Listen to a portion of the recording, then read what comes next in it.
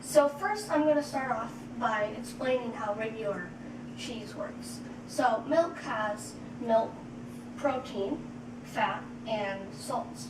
So the milk proteins all sort of clump together to make the cheese, and they form long chains. And then the fat makes it taste good, and the salt makes it taste good. So, and then once you culture it, the culture creates lactic acid, which gives it the sour cheese taste, and that's how mozzarella is made. Alright, so to make the non-dairy mozzarella, which I'm going to be making today, there are 6 ingredients. There's soy beverage, organic refined coconut oil, tapioca flour, capicaraginin, lactic acid, and just salt. So for the milk, or the soy beverage, it has protein and it has fat. And what it does is it emulsifies with the refined coconut oil. So the coconut oil has to be refined so that it doesn't taste like coconut, and it has to be coconut oil so that it will solidify just below room temperature. So when it mixes with this, it creates a rich, creamy sort of texture that is similar to mozzarella. Okay, so you want to make sure that you use soy milk that is just water and soybeans, because stuff that you would find in here has a bunch of other like thickeners and things that will mess up your cheese. Okay, so tapioca flour, it has starch, and when it gets hydrated, like with a liquid, it creates a starchy material that helps the cheese be thicker. So capicaraginin, when it's heated up to 170 degrees Fahrenheit, it will react with calcium and then sort of clump together to form a solid.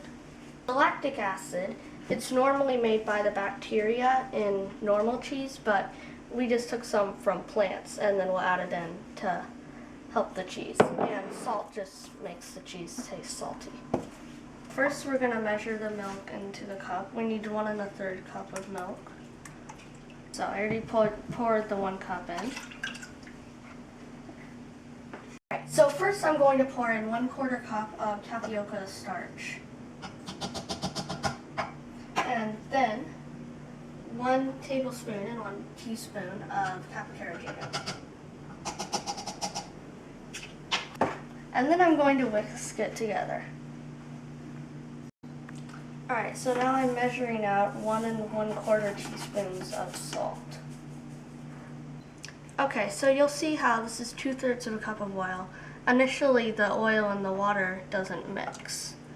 But after it gets heated a little bit, it'll start to emulsify. Okay, so I'm going to turn this on to medium heat, and this is where we get a little bit of time pressure. I'm going to start stirring it. Once it reaches 170, I'm going to take it off the heat, and we're going to add in the lactic acid. We don't want to add in the lactic acid before that, because that might break the emulsification.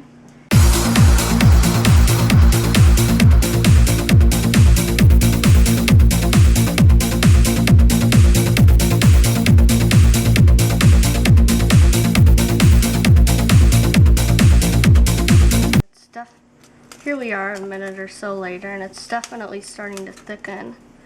You can see it becoming a little more gloopy.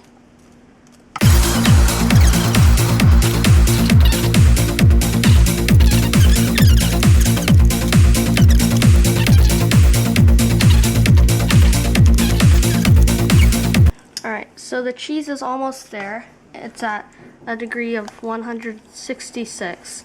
As soon as it hits like 170, we're going to add the lactic acid and take it off of the burner. Is it 170? Okay. And then stir it in.